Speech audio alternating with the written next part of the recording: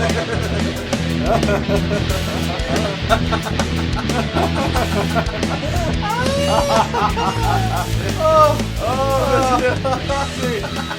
funny because if Boris Johnson was Prime Minister, we would all die. This man is a heinous anus. Well, let's be honest. How many Conservative candidates are worthy of being Prime Minister? Fucking none of them. There we go. And for interest of political representation, Labour aren't doing any fucking better at the moment. yeah, folks. So don't get angry. These are our opinions. Surprisingly, we are allowed them. As are you. But not for long. As you are also allowed to make choices in your life, ladies and gentlemen. You were not forced to be here. You chose to listen to the Big Damn Cast. And for that, we are eternally grateful. Or at least, a little bit grateful. I am Christopher... Johnson. I am Matthew...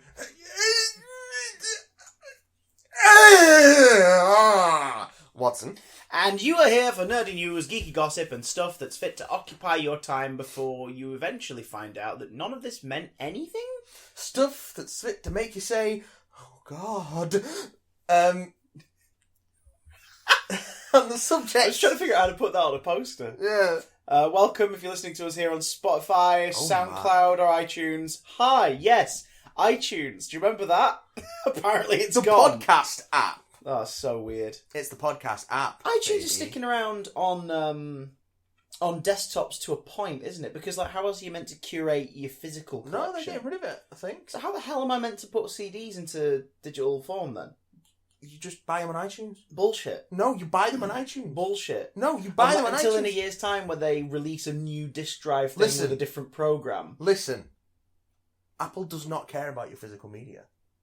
All they care about is you giving them money. So, basically, any discs I haven't burned, I need to burn them now. Any discs you haven't ripped, you need to rip them now. Yeah, that's one. Why would you burn a disc?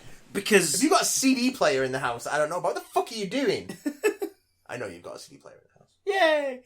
But, so I'm going to have to do that, get them all converted to digital ASAP, and hope that these new options let you put digital tracks into the program. No, there was some way of doing it. I just have no idea what it is, because I've not been in the Apple ecosystem for 5 years or something. It's mental. It's mental. But do you know what else is mental? E3! Is it, though? No. No Sony at E3 this year. Yeah, well, didn't they do that last year as well? Or they had a reduced presence and then they made a big announcement separately afterwards? No, they just did 5 games and that was kind of it. Oh, they were like, hey, here's Last of Us Part 2 and Ghost of Tsushima and... It's been a year since that Last of Us teaser. Yeah. What else did they show at that? Spider-Man. Which was about, which was just about to come out. But yeah. Just basically showed a bunch of stuff and we're like, yeah, this is kind of what we've got. And it was... fine, and then this year we're just yeah, actually we're not going to bother, we're just going to have a little pre-E3 teaser, we're going to give you the release date for Death Stranding, and we're working on the PlayStation 5, it's not called the PlayStation 5, it probably is going to be called the PlayStation 5. It's going to be called the PlayStation 5. We're working on it, and we've shown it off a bit, and hey, peace. Laters, taters. And that's it. Yeah, which, you know what? Respect. I mean, weirdly, respect, because fair enough, don't spend hundreds of millions of dollars on all the prep and everything for doing that event and put it somewhere else. Well, it's also just what does E3 mean anymore? It's not... I'll be honest. Announcements have been taken elsewhere. This year's E3 was good for one thing, and that was a brand new Keanu meme. You're breathtaking. You're breathtaking! You're all breathtaking! But did you see John Bernthal on his dog? Did he have his at dog the on Ubisoft stage? press conference? Yeah, he came out to talk about Ghost Recon Breakpoint. What sort of dog with his dog? What sort of big I dog? don't know, Little a dog? No, that like a mid-sized dog. Mid-sized dog. Yeah. A mog. I'll find a picture for you. Find a picture. Doesn't this say everything, boys and girls? We're about to talk about E3 2019, and we're getting held up on the celebrity cameos and the dogs. Here's the thing: we are. We're gamers, we game, we own several consoles, we partake in gaming, we stream, twitch.tv/BigDamnStream. Yes, we do. But we're not we're not PC culture. We're not like hardcore into it. We just play to unwind. We play new stuff, old stuff. You can't see his dog because his head is on the picture.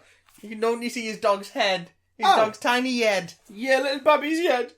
But like we still keep an eye on the games conferences and conventions because it's like, yeah, let's see what's coming out. Yeah, I wasn't impressed by anything. Oh, there's some things I'm looking forward to. There's only one thing that I was like, oh, that's disappointed me. But the rest of it was just, and? Before we get to it, can you guess what the thing is that's disappointed us?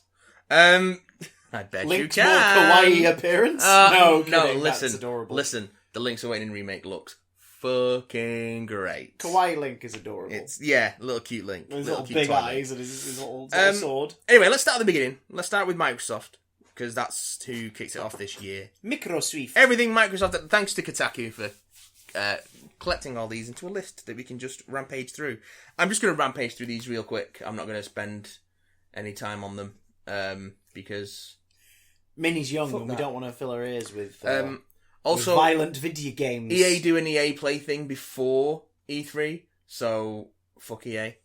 They're talking a lot about Star Wars Jedi Fallen Order. They showed some footage of a Jedi like wall running and it's the scuttlebutt seems to be it's like a bit Dark Soulsy, but more actiony. Is it going to be? Here's the thing: it could be like the best Star Wars game ever made. Yeah, it straight up could be, but they've worn out all of our goodwill by now as a studio. Their name is poison. Yeah, especially for this license.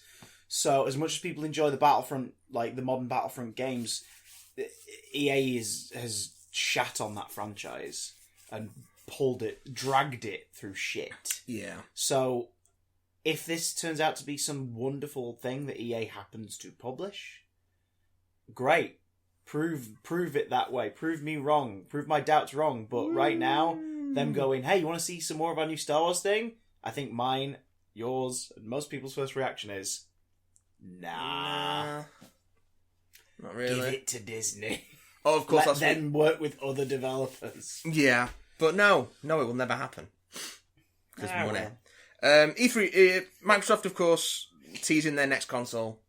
Currently codenamed Project Scarlet. It's going to be out next year. It'll obviously end up being called the Xbox 2 or something. Something like that. It's going to be, it's a lot of the same stuff that they've been talking about with the PS5, like 8K resolutions, 120 frames a second, really minimized load times. So yeah, okay, sure, whatever. It's going to be about 700 quid. I don't know, it's going to be fucking expensive. But yeah, it's going to be out in 2020 holiday season, so probably November or October next year. Halo Infinite is coming alongside with it, so Halo Infinite, if you like Halo, there's Halo Infinite. Hey, do you like Halo? Yeah. Do you want more Halo? Here's more Halo. They have also said that it will be backwards compatible with Xbox One, Xbox 360, and original Xbox. That is the thing. Because the point where they released their final... Because they've been working on making more Xbox and Xbox 360 games compatible with the Xbox One. Mm-hmm. And they released their final wave of... which games can... compatibility. Yeah. This week. With a note being like, yeah, we're not going to do any more for the Xbox One because we're focusing on making sure everything works great on Project Scarlet. So, these are your last ones. including giving away 2 Human free to everyone. Okay. The game that basically buried Silicon Knights. Yeah. That was so bad. I was going to say, like, that doesn't sound like a good thing. That's like... That's a joke. That's basically. An avocado! That is Microsoft's sense of humour at play. It's like, this game is terrible, but we published it and we've not been able to sell it because Silicon Knights doesn't exist anymore. So here, have it for free. Enjoy. And it works on Xbox One now. Enjoy, Xbu. Yeah. Yeah, if I was that invested in... There's not that much on Xbox that I'm massively fussed about. But we're going to go through Microsoft because a lot of this is multi-platform. Like Cyberpunk 2077, which is out April next year. And has Keanu Reeves in it. Yes. Johnny Silverhand. That's not his name. Yeah. No, it's not. Yeah, it is. You wish it was. No, it's his name. Shut up. That's the character's name. I am not having that. Yep. I won't have it. I Yep. will not have it. Johnny Silverhand. Wake the fuck up, samurai. We got a city to burn. Johnny Silverhand. It's Cyberpunk. What do you want? Johnny Silverhand. In a world where everybody's got Fucking freaking robot parts. Tell me. I think He's he's called Silverhand. I think he's Is some it a kind reference to Long John Silver, maybe? I think he's some kind of rock star. Ugh, We were talking to an absolute rando on the bus yesterday about this. Johnny Silverhand is a central character throughout the Cyberpunk series, as well as an influential rocker boy and the lead singer of the band Samurai. Wait, series? Yeah, it's based on an RPG series. Oh, I didn't know Like a tabletop RPG series. Okay, that's fine. But we were talking to a rando on the bus yesterday about this. Do you remember? We were talking about celebrities in video games. I don't get it. I don't hate it. I don't get because it does sort of legitimise the industry a bit more to those who are still naysaying. Yeah, it's what I'm saying as an art form, because they're like, oh, these big names are like, I want to star in that. But I don't get why people have a problem with it. Is what I'm saying. I do think it's distracting if it's one person in the thing. Like if it was a cast or more than one recognisable face lending their face to it, I'd be like, okay, I kind of get it to a point. It feels a bit gimmicky still. Is what I mean. Like, it feels a bit gimmicky because they're going, right, well, you're going to look exactly like this person, and every other person in the game is going to be an artificial creation. I know, that main character looks an awful lot like Sean Gunn. Does he? You seen the trailer? Wait, Sean Gunn did the mocap for the character? No, but he looks like him. Right, but Sean Gunn's not involved at all? I don't think so. Right, well, then that doesn't count. No, I'm saying, like, that doesn't count. Like, they're not... They look like people. Well, like, for example, Ghostbusters, the video game, which is... I'm surprised we didn't get any new footage of that, actually. They've announced it. Because that's getting, the big... But it's also... remaster later in the year. Any excuse to play that again, It's also Activision who don't really have a presence. Don't really have much. No. Because Because they've just lost Destiny. Yeah. Because Bungie have gone independent again. Which is the same thing they did with Microsoft. Oh, God. Like, they were working with Microsoft, got all the money from Halo, and were like, well, let's go independent and do what we want. Then partnered with Activision for Destiny, and now Destiny's got to the point where they can go, yeah, so we're going to buy that back and go fuck yourself. But hey, Activision, yeah? Fuck you. Oh my God. Go fuck yourself. Go fuck yourself, Activision, my God. Alright. But the Ghostbusters video game, like, that uses the likenesses of all actors involved, and any additional actors who are added to it, they use their likeness. Yeah. So it at least was sort of that consistent thing of, oh, I'm hearing that person's voice, and the character looks like the actor that I'm recognising the voice of. Okay, fair enough. Whereas in this, it's like, this guy's Keanu Reeves, and everyone else is made up. And it's just kind of, do you know what I mean? It's sort of like, maybe put another name in there, or whatever, a supporting cast. Well, to be fair... Stick a Tudyk in there. Alan Tudyk, put him in it somewhere. You look this up on IMDb, there are 4 cast members listed. Okay. So... But do you know what I mean? It's sort of... I get why it's a bit off-putting, because I think it feels a little gimmicky when it's just, that's the game with such a body in it. I don't agree. But because it's them, like it's their face, their name, selling it, etc., etc., etc. Whereas if it was them playing a character, but the character didn't look like them, it'd feel less gimmicky to me. I think you like are... Circus. Making splitting hairs. Heavenly Sword. He looks like Andy Serkis. And what was that one that he did where it was a co-op? It was like something Worlds Beyond or something like that. Oh, Enslaved Journey to the West. Enslaved Journey to the West. That was it. Yeah. Like that one again. Like that was kind of cool because it was like starring Andy Serkis. Wait, what? I mean, I don't recall that game being a breakout smash. Heavenly Sword was fine. Heavenly Sword was a great way to start your time on the PlayStation 3. It's like, welcome to this new console. Here's a hack and slash with a cool looking female protagonist. Go and cut up some armies. I don't have a problem with famous actors being asked to act in video games. True. Because that's their job. Yeah. I do have a problem like I with... said, it legitimizes the medium a bit more to the wider world, so I'm happy with it that way. I do have a problem with people who are not actors, but famous for other things, being asked to act in video games, especially when those people are famous for other things, including being an enormous shithead. Ronda Rousey. Yeah. Yeah. Isn't it weird how 2-3 years ago we were like, she's pretty cool, and then she started talking about, yeah. like, oh, okay. No. No, that's all right. That's all right. WWE have given you a contract. Oh, cool. Okay. Okay.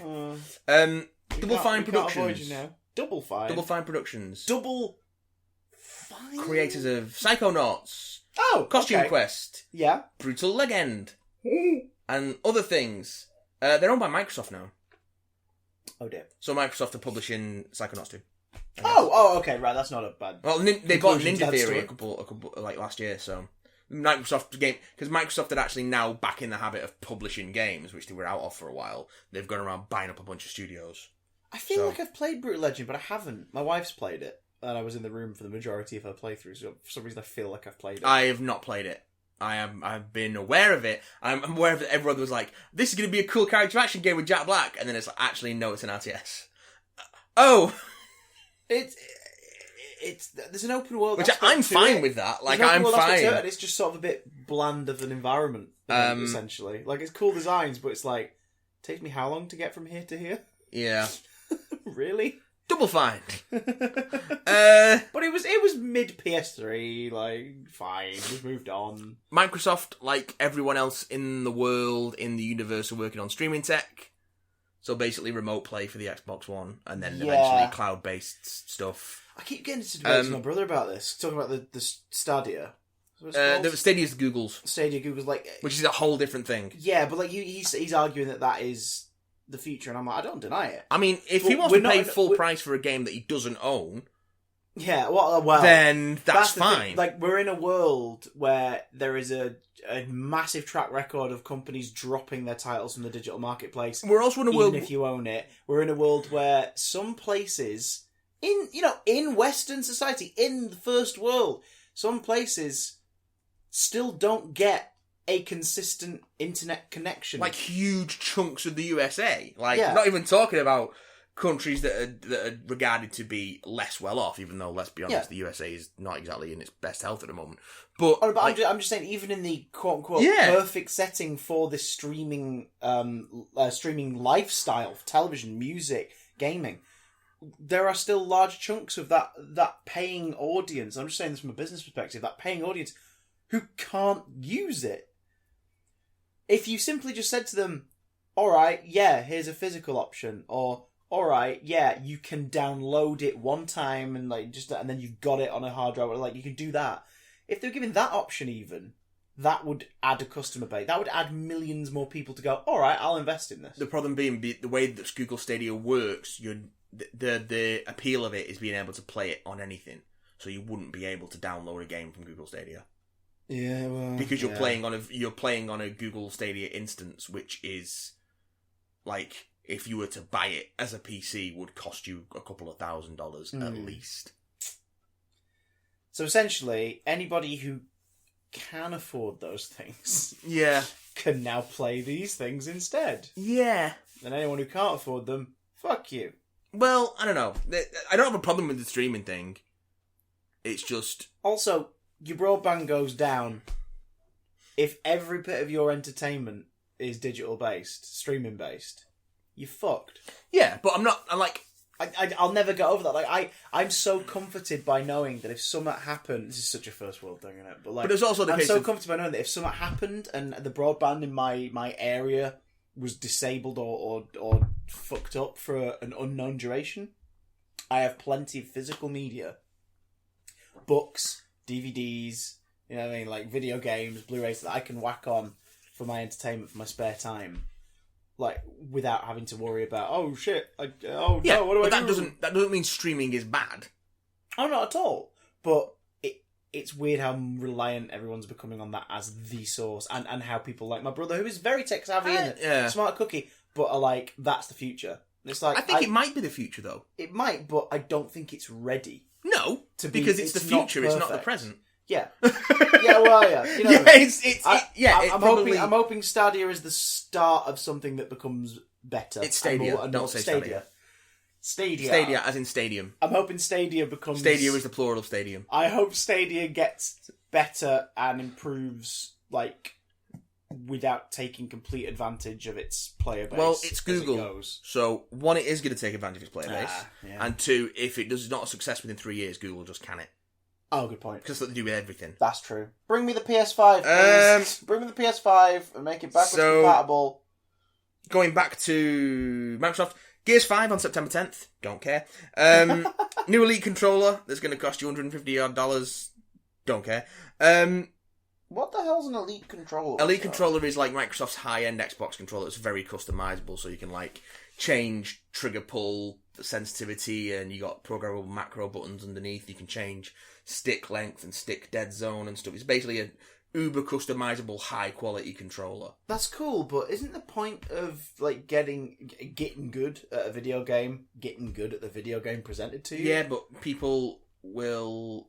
Surely this is only beneficial for people who take part in tournaments where like money that's exactly what it's aimed at. Oh, okay. That's it. That's why it's 150 quid. Mental. I've got two friends who've got one each. I don't shit on esports, but why? Why do they have it, Matt? Because apparently, if why you do have friends own these controllers? If you have a longer stick, for you have more control or something. It's I don't know. Not the size. It's how it counts. It is the size, though. Actually, controllers are like the median of all the possible variables. Using a controller is like making love to a beautiful woman. There's a reason why mouse and keyboard is better for shooters. So, like, yeah, you can. Maybe that's why I'm not into FPSs. I mean, not to say a controller can't work for them, but like adjusting your stick length and dead zone is one of the things that will make it more comfortable. That's some games have those settings built in, but not so much. That's also why first person stuff on the Vita is weird because the sticks are really small. Yeah, I've resisted so far picking up an FPS. Because Killzone, I really like Killzone Mercenary, but it's weird to play on a Vita. Sega's online RPG, Fantasy Star Online 2. It's been around in China and Japan for about a decade.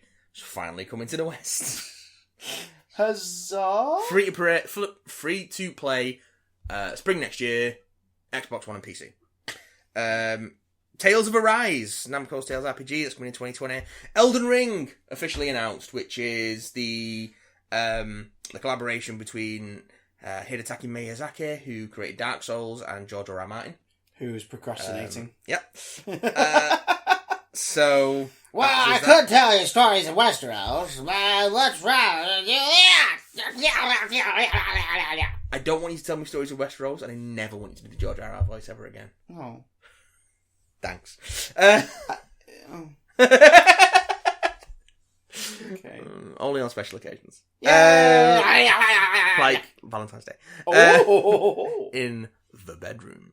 Battletoads. Lord. Remember Battletoads? In the bedroom. Battletoads in the bedroom? I fucking loved Battletoads. I used to own the SNES version. There's a new Battletoads. Wasn't this teased a while back? This is the first it's the first gameplay. It's like got animated style sprite graphics. Good. Like it looks like a Saturday morning cartoon. Good. It should do. It's probably also going to be pretty bad because the original was pretty bad as well. Yeah, but hey. Everyone remembers it because it was really hard. Yeah. To the point of being basically impossible. So you're going to get more of that. They're bringing Flight Simulator back, Chris. What? Flight Simulator. Microsoft Flight Simulator. Flipping heck. Coming back for Xbox One and PC. Looks like Flight Simulator. What do you want me to tell you? Dragon... You're in a plane. Kinda. End of story. Dragon Ball Z Kakarot. That sounds disgusting. It's a Dragon Ball action RPG. What do you want from me? The trailer's in Japanese. What the fuck do you want from me? The Outer Worlds. The space Fallout from Obsidian. That's coming out. That's coming out on October 25th. Just in time for my favourite holiday, St. Swithin's Day. Yes. So that's happening. Bleeding Edge is the new game from Ninja Theory, who, like I say, they were recently bought by Microsoft. It is a it looks like it's sort of like a character-based multiplayer first-person brawler. Okay. So like a melee-focused Overwatch, maybe, or something like that. Okay. It's got a reveal trailer and it's going into alpha later this year. The technical alpha. Okay. So there'll be like a gameplay test later on. Mirror's Edge, but Overwatch with punching. I don't know. We'll see. As long as its first-person traversal's better than Call of Duty Black Ops 3, I'm fine with that. Probably. Ori and the Will of the Wall-running Wisps. Shit. Willow the Wisp? Ori and the Will of the Wisps. Oh, that's tricky. February 11th, 2020, if you like gorgeously animated 2D platformers. Okay. Although this looks like it's got some 3D stuff in it as well, and flight and things like that, then that could be your jam. Flight People of the really Hippogriff. loved Ori and the Blind Forest, so this is the sequel to that. There you go. More Ori. Minecraft Dungeons in spring 2020. It's Yeah, Minecraft I've heard Diablo. This is yet another Minecraft going away from the basic premise and appeal of Minecraft. I know, again. Minecraft Diablo, I think, yeah. Why not? Why not? Sure. Why the fuck not? Why not? These kids gotta get good. Yeah, he's gonna get good at Diablo. I like, it's, it's 4-player co-op. Probably online or local. It's Diablo-style action RPG. Why the fuck not? What's wrong with that? Let's do it. Do it in Minecraft style. Sure. Hi-oh. Jedi Fallen Order is on November 15th. Blair Witch Game on August 30th. Yeah, which is apparently like a cross between like Outlast and Looks like Outlast. and Slender. Looks like Outlast slash Slender. Yeah. Camera lens. You have a dog called Bullet. Okay. Forest. Flashlight. Camera. Blair Witch. We'll find out on August 30th. Why isn't it coming out in October? I don't know. Age of Empires. Aliens Cloning Marine style reveal that the characters of Book of Shadows are not only real, but they're still alive, and they're Just no. Age of Empires 2 Definitive Edition. PC remastered audio 4K graphics. Strategy game with... Sure, why not? People like that game. I liked that game when it first came out. But do I have a PC that can run it in 4K? No! Thus, no fucks were given that day. You like Lego, don't you, Chris? Yes. Well, I've liked them less and less as time's gone by. The more overly complicated they've become. Do you like racing games? I do like racing games. Do you have an Xbox One? No. You shit out of luck. Lego Speed Champions expansion for Forza Horizon 4 is coming. Oh, right. Well, now. I think it's if it's not out now, it'll be out by the end of the week. On our face, neck, and chest. It's Forza Horizon 4, but you can build cars out of Lego and race on Lego tracks, and you can race on Lego tracks with real cars, on real tracks with Lego cars on Lego tracks, or any combination thereof. But isn't the appeal of Lego physically building it when it comes to building Lego? I don't know how deep the building goes, but they brought out a car made of Lego on stage. Of course and they it was did. like 500,000 Lego bricks in this car. Of course they did. And it looked really good. Oh yeah, no, I've seen it. Yeah, no, and yeah. The reveal, God damn it. the reveal trailer used everything as awesome. So so and Lego movie themed, and that sort of Lego movie style animation of the sort of stop motiony Lego people. Everyone kind in of the crowd. clacking a little bit. Yeah. I noticed as well, just before E3, I think, they announced Lego Star Wars, the Skywalker Saga. Yep, that's coming next year. Which is, I guess, a complete remake of... I believe it is an all-new game, yeah. So it's not re-releases, repackaged, the Saga and Force Awakens and 2 additional games. Yeah. So it's basically, if you've never played a Lego Star Wars game, this is an excuse to not bother tracking them down and just play this instead. In the trailer, it looks like it's they're not doing the pulling the audio out of the movie anymore. Yeah. In the trailer, there's no dialogue. If they're clever, they'll capitalise on the nostalgia and love of the earlier Lego games. It'll be mimed. And it'll be mimed, but I with guarantee it won't be. They'll be voice acting. They'll have got voice Ooh. actors in. They always do that now. Don't like it. And with varying degrees of success, because part of the charm of the older ones was the slapstick mime stuff. It worked so well. The animators were able to convey so much character without any dialogue. Yeah. Which was great. And then it got bad. Yeah. But also, I guarantee it will be Phantom Menace through to The Last Jedi, and I bet you Rise of Skywalker will be DLC. It's coming out in 2020, so there's no reason for that. You say that, but it depends on how many secrets the developers have been allowed to know. But it also... Because they did that with The Hobbit. Like, the Lego Hobbit came out upon the release of the third film. Well, we didn't say when it was coming out in 2020. True. Yeah, I suppose if it comes out in like November time. Also, why would they advertise a game as all 9 films and then release the 9 They films advertised DLC? The Hobbit as all 3 films, and then it was like both films on the disc, third film with DLC, and then it never came out. They probably learnt a lesson from that, didn't they, Christopher? Well, did they? Well, I don't know. We'll find out. Did they? We'll find out when Lego Star Wars: The Skywalker Saga comes out. I am not There's excited. basically a bunch of games announced at this. Was like Spiritfarer, The Legend of Right, which is like an RPG that is all drawn on notebook paper and cardboard and built out of pop-up stuff. Okay, that's cool. That's a bit visual. Wasteland 3, 12 Minutes, which is Is it 12 minutes? Oh, right. I've heard about this. an interactive thriller about a man. Yeah, isn't it basically... it's basically from the perspective of a hitman victim. I'm not sure. It's you're a man in a time loop. The trailer made it look like you're in the same room. So you've got a 12-minute time loop. Oh shit! So it's like happy, top down. It's Happy Death Day. Possibly. It's like you've got to break the cycle, and it's because it's a video game and a thriller. Someone's going to kill you. I guess. There we go. Just watch Happy Death Day. It's surprisingly better than you'd expect. Way to the Woods. That's coming out. Dying Light 2 is coming out in spring. Oh yay! More zombies. Yay. The So mobile. fucking bored of zombies. Oh well, we've got more zombies for you later So on. Don't boring. worry. The mobile Gears Pop game, which is Gears of War and Funko Pop, but it's a mobile game. Why? I I say this is a man who owns Funkos and There isn't we go. ashamed, but why? Oh, good lord. There's the Heartland expansion for State of Decay 2, Crossfire X, which is like also known as Crex. yeah, it's like a new free-to-play game, like based on a very, very popular. I can't remember if it's a Chinese or Korean MMO, but anyway, it's like modern military shooter. A new trailer for Borderlands 3. Yawn. They just gave away the Handsome Collection on PlayStation Plus, and I downloaded it. Was like, Yeah, isn't that Borderlands 2, Borderlands 2 and Borderlands the pre-sequel. which is a spin-off from 2? It's a pre-sequel to 2. So it's a spin-off from 2. It's a prequel to 2 Why doesn't the Handsome Collection contain the first one? because Handsome Jack's not in the first one. Oh, that's why it's the Handsome Collection. I believe so. Right. Okay. Handsome Jack, the thing that keeps meaning I bounce off Borderlands 2 every time I play it. Handsome Jack, the scourge of TikTok.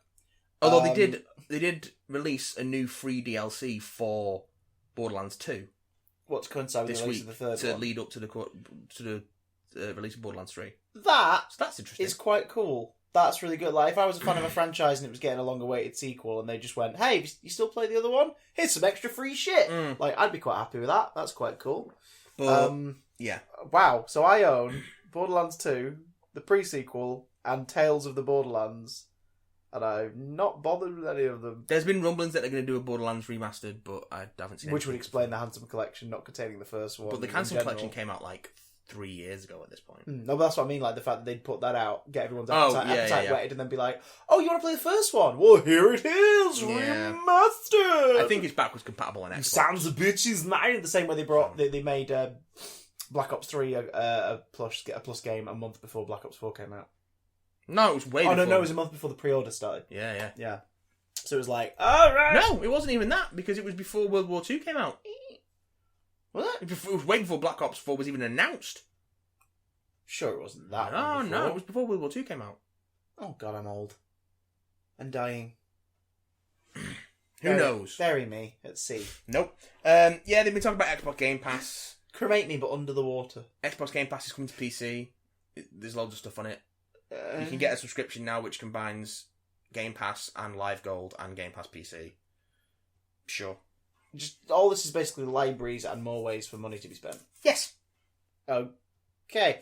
Can you see why I like just buying a game in a shop and bringing it home? It's Yes. so much simpler. Because you're a Luddite. No, I have no problem with subscription services at all. No, I'm a neat hoarder. I like to look at things. I like to go look at that library. I like to look at things. We're in a room facing a library of video games. I and it's love pretty. to look at things, It's but I pretty. also have space limitations and financial limitations, and subscriptions tend to be cheaper. The world of pre-owned, and also so much more space on that PlayStation because of all the physical media that's there next to it. Yeah, but you have to install every PS4 game on a PS4. True! But I know when I want to play something. So I always do it ahead of time.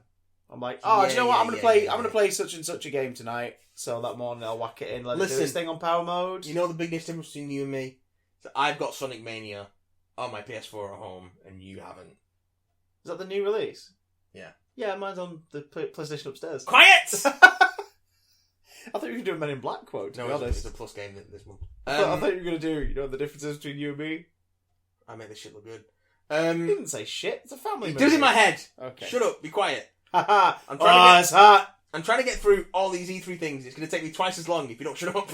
Just like E3. Just react. Do you remember these things used to just be like 2 days? And now they're like 7 days spread across a week. E3 weekend started last Wednesday and finished yesterday. Chris, we spent half an hour talking about the Microsoft conference. Let's get through this quickly. Neither of us are Xbox owners. No. So be quiet. You're breathtaking. You're breathtaking. You're literally taking my breath away. I cannot breathe. Bethesda. They've got things going on. They've got Fallout 76. There's a horror game that's not a survival horror game. It's an action adventure game, and it's from the Shinji Mikami studio who did Evil Within, and it's called Ghostwire Tokyo, and it looks cool. And the lady who came on stage to talk about it was really cool. She was adorable. Yeah. And really funny. She's one of like the leading creative directors behind Bayonetta and stuff. Is it normal? Is it paranormal? Who could say? One thing I love, and by love I mean loathe, but like, enjoy about E3, is so many of the people who come up to speak cannot public speak for the life of them. No. And it's cringy and horrible to watch. That's why like Devolver, is it Devolver who always do like the fake press conferences and stuff? Yeah. That's why they're so refreshing, because they've gone, but that's fuck this, let's be nasty and weird and that's why some of the people who came out on stage this year were really nice. It was nice to see Keanu Reeves because he's just it's fucking Keanu Reeves, and he's chill. Yeah, John Bernthal with his dog. John Bernthal with his dog. This lady whose name I don't recall. I apologise. She was great. Though. She was trending like crazy that night because everyone was just like, "You are charming as fuck." But like every artist on Twitter basically drew her that night because they were like, "Look at this happy woman." And, declaring that her video game is cool and she can't wait for you to see it. I know, right? So Ghostwire Tokyo, that's coming out. Deathloop from Arcane. It's a story about time loops. Time loops are a theme this year. Oh, God. 2 assassins in a time loop. Looks cool, but whatever. Doom Eternal! Yay! November 22nd. I can't wait for this. Loved Doom 2016.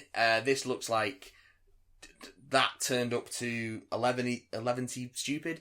12T. I'm not an FPS guy, but you convinced me to buy Doom. I played it for a good few weeks, and I was just like, this is traumatizing me. It's too Every much. time I put the controller down, I felt like my whole body was shaking in fear. I was like, this is great. It's so such an adrenaline fast. rush. Yeah, and the soundtrack's amazing. It's like, you've just got to go from kill to kill to kill to kill to... You can't stop and think about what you're doing. Yeah. Because you'll die. Yeah. You have to keep killing to stay alive. Yeah. And you kill demons in disgusting ways. And now it's more disgusting demons, more disgusting and also ways. you go into heaven as well as hell. Yes, because of course. Because of course you are. Here's where we are, guys. Because you are the Doom Slayer. Slayer of Doom. Yes. It's the ultimate power fantasy. Yeah. Yeah. Speaking of fantasy, Fallout 76. Oh, hey. It's getting a new free update. That will, you ready? Add NPCs.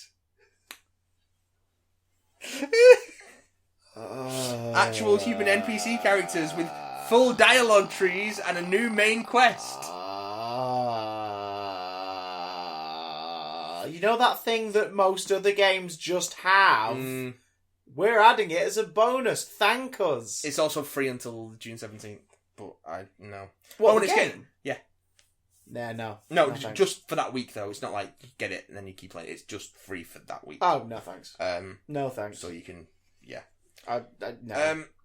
Battle Royale mode.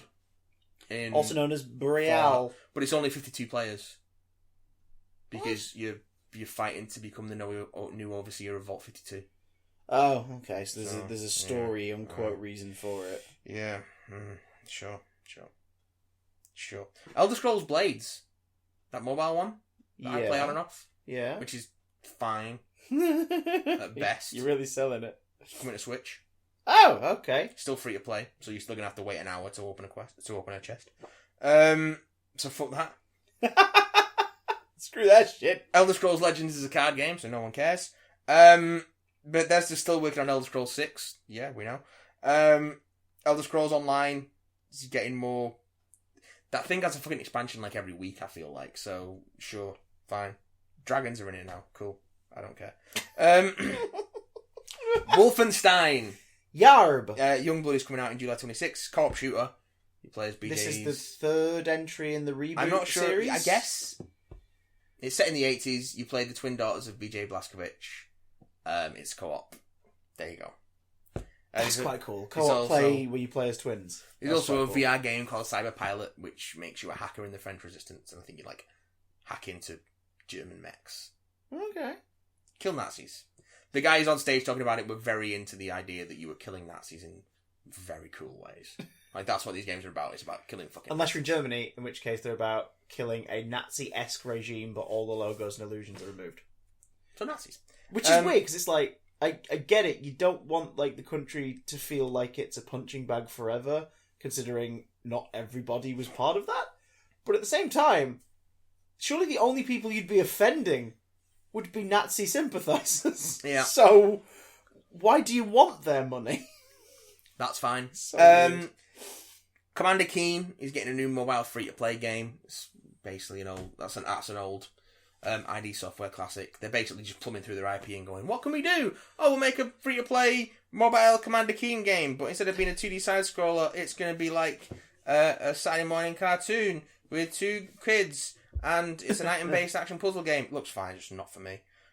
Rage 2? Yeah. The game that came out and no one noticed. Despite a mass campaign over here, especially, there's posters everywhere for it, but... That's getting a new expansion. Yeah. And then Bethesda were like, we've also got this software thing for game streaming, which we're using on our games on all the streaming services, so they're going to be really good. So there we go. Fine, cool. Thanks, Bethesda. Square Enix. They're not Squaresoft anymore. With this came the biggest disappointment of E3. Yeah, let's tuck into this. Avengers is out on May 15th, 2020. So in less than a year. It looks dull as dishwater. It looks so boring. They spent a year not saying anything about this. Yeah, because the very last we heard was that teaser. That was the announced teaser. Yeah. They have not said anything since then. Here's what we know about the mechanics. It's not always online, but it is online. It's 4-player co-op. 4-player co-op, but it was single player, but 4-player co-op. Yeah. For the online play. 5 characters. 5 characters to start with for online co-op. New characters will be added, as well as new missions and things like that, for free over a course of, I think they said, over a period of years. We already have at least 2.5 years, ready to roll and whatnot, and there's more stuff. Ambitious. Characters and missions and DLC will all be free as time goes by. What do you think about the designs? We'll get to that. So there's that. There's no loot box system. There is no pay to win system in there at all. It's all about achievement. It's all about stuff you get through single player and co-op. That's all that. Great. Fantastic. I love that mindset. I pay $60 first go for a thing, download or physical, and then it gives me content for years. Yes, please. I like that. Well done. Why does everyone look like dog shit? It just looks so dull. A-Day. How fucking insensitive to highlight that a week after fucking veterans and everything. I know obviously America don't give a shit about our history, but it's just come on. Yeah, well, America were involved in D-Day as well. Yeah, but they don't ever highlight it as much as they do, their own triumphs. They have we won World War One. It's they fucking did. They have plenty of other holidays dedicated to veterans. It's but anyway, the timing of that I found was really weird. That was the focus of this announcement trailer. Because for a story trailer, it doesn't really tell us much, except they have no ideas. The Avengers fuck up. 5 years into the future, everything's gone to shit, and the world hates the Avengers. Everything's awful. This sort of sounds. This kind of sounds. But it's not the MCU. It's not the MCU. But we will use the MCU lineup. But it's not the MCU. Not the designs. Or the most interesting character for a freaking co-op thing for this, where he would be... Oh my god. No, so, Hawkeye. So there's a 5 Avenger lineup at the start of our Where's story. Hawkeye? And it's the movie lineup bar Hawk... the Hawk guy. It's bar Clint Barton. And I'm like, I'm sorry, but when you told me you were doing an Avengers game and it was like, yeah, the cinematic roster will be featured. Because I remember they hinted at that a while ago that would be, and it was mostly because the announcement teaser highlighted the 4 mains that they always bloody highlight from the franchise stuff. But it was like, great, can't wait. I can't wait to play as Hawkeye in these environments. Because like that's the one where it's going to have to rely on your skill set and really being on it. Yeah. Like, Hulk, I'm going to rampage through an army of bad guys. Yeah, Thor, I'm going to freaking like lightning a bunch of bad guys. Hawkeye, I've got to really be on my fucking toes, and I can't wait to play that. Bow and arrow. Same for Widow as well, like, but you know, Widow's more about firepower, vehicles. Hawkeye is more about straight up arrow parkour kind of stuff. I was like, that's going to be really cool. It could have been worse. They could have left out Black Widow. True, but I'm not sure Black Widow is in this, based on that Twitter meme doing the rounds of a close up of her face from the trailer at one point and a close up of one of the Wayans characters from White Chicks. Ooh. They all look odd. They all look odd. They all look really odd. Tony looks like an early PS3 cutscene character of a dude with a beard and long hair. Like, he just looks soft and fuzzy. Everyone's heads look too small, apart from Widow, whose head looks too big, because the proportions of the armor and everything are just odd. Also, this is the same team that gave us the rebooted Tomb Raider. You know, that retread of a classic character and format that felt kind of soulless in places, especially in the performance and the character designs. And a bit dull. Yep. Well, they've made Avengers. Hey, there we go. And that's coming out. Cap's armour looks atrocious. Yeah. It's a SWAT armour with dull colours. He's Captain America. I was saying to you yesterday, I would feel less disappointed by his design if they just at least made it bright blue. It looks like he's wearing a bomb suit. If they made it bright blue, I'd be like, oh, they've gone for kind of like a bomb suit thing, but fuck it, he's still in red, white, and blue. Like, fine, whatever. That's the design you've gone for, but look at him, there's Captain America. How's he supposed to move in that thing? Iron Man's body's completely MCU inspired, but the head is very much like Adi Granov, comic book inspired, and as a result, it clashes horribly. Like, the head looks wrong. The head looks like it's just been dragged and dropped from another design. Thor looks over-designed. Yeah, I mean, I don't hate the scar thing because it's a bit Jason Aaron sort of era, but like the beard and hair physics have not been perfected yet. Not in real time. They really haven't. So to get around it, minimalise. Tony should have just his little Tony thing going on. Do you know what I mean? Yeah, but he's got to have like his big Thor old... should have like beard mustache like coming down. What's that called? It's not a goatee, is it? Where it's sort of like a funnel. It's called a beard. Okay, but you know what I mean. Like not but you know what I mean. Like not a full face of it. Like because none of it ever looks quite right. No. Ever. We're not there yet for that in gameplay. And also gameplay. Twitter narrowed down 22 seconds in that 4-minute presentation of actual gameplay. This game is out in March. Confirmed. You should show us that. It was confirmed. May. It's not on May. Sorry. It was confirmed the day after at the demo stall, because obviously people can't put demo footage out there beyond what they're allowed to show. Yeah. They showed it. I mean, as a fan of Marvel, it makes me weirdly happy to watch a room full of people cheer after a preview clip shows here's one of the other characters you're going to be interacting with in the game, and there's a preview clip of Hank Pym. Yeah, I was like, it kind of makes me happy that we're in a world now where a room full of gamers are cheering because AntMan is in a game. That makes me happy. But Hank Pym in his more sort of Earth's Mightiest Heroes post AntMan kind of role of being a tech guy that they call on to help with stuff. When he was the professor or something in the comics. Yeah, sort of post Yellow Jacket. Post Yellow Jacket, post because wasn't he? Didn't he have the Nomad or Ronin persona briefly as well? No, you're thinking of when Hawkeye was Goliath. Right. Okay, that's why I'm getting confused. Oh my god. But just that whole thing of Hank is a separate entity who they call on for stuff. Yeah. So they're going with that. There's a clip of Tony and Bruce bullshitting each other. Tony and Bruce over Cap's death in the event 5 years ago. A lot of people are speculating that the narration of the game is done by a younger character in the future, long after the 5 years later events, who's reflecting on it, possibly another Avenger of the future, and there's already been speculation that it's Kamala Khan. Well, I'm sorry, if Kamala Khan is in this, I want her in this. I want her in the fucking game. Yeah, that'd be good. I want to play as Kamala Khan in the game, because you know they're not going to touch characters like Reed Richards anytime soon. No. So, oh right, you know what Kamala Khan has? A really fucking cool, unique power set, and a level of representation not displayed in the lineup that's there. How about we mix and match things a little bit, guys? Yeah, it'd be nice, wouldn't it? You know, but It'd be nice. Whatevs. But hey, it's coming out. Sure. Final Fantasy VII Remake. That's the one that's coming out in March. Well, the first bit of it's coming out in March. Yeah, you were saying to me yesterday. It's still episodic. When it's all done and all the episodes are done, they expect that it's going to ship on 2 Blu-ray discs. But for now, the first disc is coming out on March 3rd. They've expanded the Midgar portion, which isn't even like the whole first disc, so I don't know what the fuck they're doing. It's playable. It's Final Fantasy VII.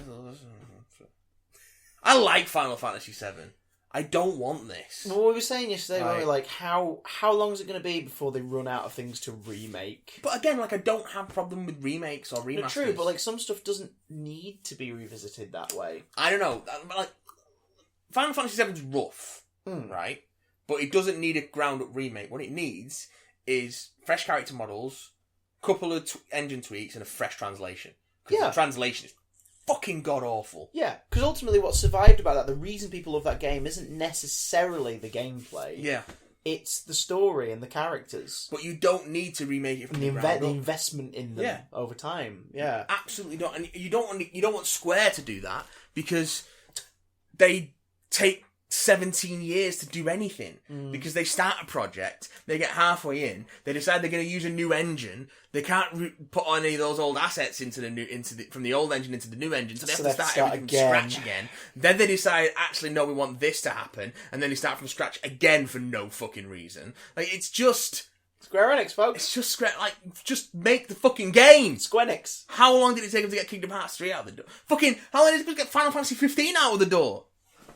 How long did it take them to actually say Final Fantasy 15 was Final Fantasy 15? Because it started off as a Final Fantasy 13 spin-off. Yeah, oh god, yeah. And it was announced alongside Final Fantasy 13 about a year and a half before Final Fantasy 13 came out. So you're saying there's a chance? I don't know what there is. Oh. Okay. I just, I mean, I'm a peripheral Final Fantasy fan. Like, I've played some of them, I've enjoyed the ones I've played, but like, I could give zero shits about this. I've and I feel bad for everybody who's about to spend hundreds of dollars on the complete game. I have played and finished 1, 2, 3, 4, 7, 8, 9, 10, and 13. I have played all of them, apart from the 2 MMOs, so I haven't played 11 or 14. I like Final Fantasy. I like Final Fantasy 7. We don't need this. You could have actually done a proper remaster with new character models, keep the pre-rendered 2D backgrounds, but make them nice and crisp, like they did with the Resident Evil remake. The Resident Evil remake looks really good. Even the original GameCube version still holds up. And then the lick of paint they gave it for the PS4 re-release looks really nice. Well, I mean, even just take a note from things like New and Tasty in the upcoming is it Soulstorm Brew? Soulstorm, I think it is the next Abe remake. Just like what they did, they remade it from the ground up, but they kept the exact same aesthetics. Yeah. So they didn't like overdo the backgrounds. They kept them as simple as, just made them nicer and crisper and more modern looking. Like, they kept it 2D, then focused character models became these beautiful things, and they remade the cutscenes. Well, like, boom. And it works really, really well. The really ironic thing is that seems like that's exactly what they're doing in Final Fantasy VIII Remastered. Oh, gosh. Which is coming out this year.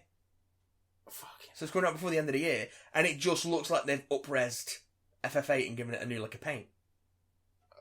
So they're doing that for FF8. Yeah. Which to this point, that's the only one that hasn't been re-released since its original PlayStation release. Got it up there. Yeah. Every other It's Final so Fantasy has had a many remaster discs. or a re-release. It's like 4 discs, yeah. It's Like, one of the few I've played. like Final Fantasy VII and 9 have both had PS4 releases. And it's like the version of 7 on there is like a PC, like a tweak of the PC version. But 8 is not. Apparently, the rumor was that they'd lost it. They'd lost a lot of the original assets. That's kind of funny. So it wouldn't surprise me if they just sort of reverse engineered this from the PC version or something. But it looks like Final Fantasy VIII and it's being tweaked. So yeah, sure, whatever. PS4, Switch, Xbox One, PC later this year. Another couple of re-releases, like Romancing Saga 3, Saga Scarlet Grace. I don't know anything about the Saga games, but they're coming out, and they're coming out outside of Japan for the first time. Outriders is a new shooter from People Can Fly. Who cares? Another RPG out in August called Oninake. Sure. The mobile game Final Fantasy Brave Exvius is getting a follow-up. Sure. Final Fantasy Crystal Chronicles Remastered is coming out on Switch and PlayStation 4. Sure. And phones. This is going to be interesting because the original Crystal Chronicles was a GameCube game that you could play single player with AI help, or you could play up to 4-player co-op. If you were playing co-op, each player was using a Game Boy Advance as their controller. Oh, yes, I recall this. So I'm going to be interested to see how they do this on modern platforms. Intriguing. Phones as a controller? Intriguing. Wouldn't put me past it. I don't know if that would work on Switch. Yeah, I mean, I don't know the specs of Switch inside out, but like that would be the best way to get like people to co-op really easily. Yeah. Like, oh, you want to play some of this? Oh, you don't have a controller. Well, Yeah, Switch, Switch, do. actually. Get your phone out. Switch, you can just carry the Switch around with you, and then everyone gets a Joy-Con. Yeah. PlayStation 4 would be the more difficult one, I guess. Yeah. Mind you, it depends what you need to see on the screen, so who cares? Last Remnant Remastered, that was an RPG that came out on the last generation. That's coming out. Okay, remaster that, cool. And Circuit Superstars, it's a racing game. Sure. Kingdom Hearts 3 is getting a DLC. Sure. Square Enix, ladies and gentlemen. Ubisoft. Now, Ubisoft got some interesting stuff. Yes, they do, Because they've got Watch Dogs Legion. Yeah, which is... That's out in March. Again, a Brotherhood-style spin-off of the series that's its own thing. No, I think it's Watch Dogs. It is Watch Dogs 3. Okay, but you can play as anyone in that world. Apparently so. Including a granny, which the internet lost its shit over. Yep. We will see how that works out. We'll see how generic those characters are. When there's like dozens of them, they're going to be generic. Yeah, and I think even in the trailers I was like, yeah, they're using the same kind of thing over and over again. But it's a cool idea. If it even works mostly, it'll probably be pretty fun. It actually made me interested in Watch Dogs. I heard Watch Dogs 2 was really good, actually. Yeah. And also it's post-Brexit London. They cannot say this is not political. So Is that the setting? It's London in the future. Yeah. So it's post-Brexit, everything's gone to shit. Brilliant. Like these mercenary martial law. God, that's going to open up so many conversations. That is a genius stroke for marketing purposes specifically. Should watch the reveal trailer. It's going to be brought up in so many debates. Should watch the reveal trailer. It looks interesting. They want it to be brought up by politicians having a go at it. Probably. That's what they want. That is genius. Well done, Ubisoft. But also, that's actually really good. Yeah, but that they've got to actually put their money where their mouth is and talk about it.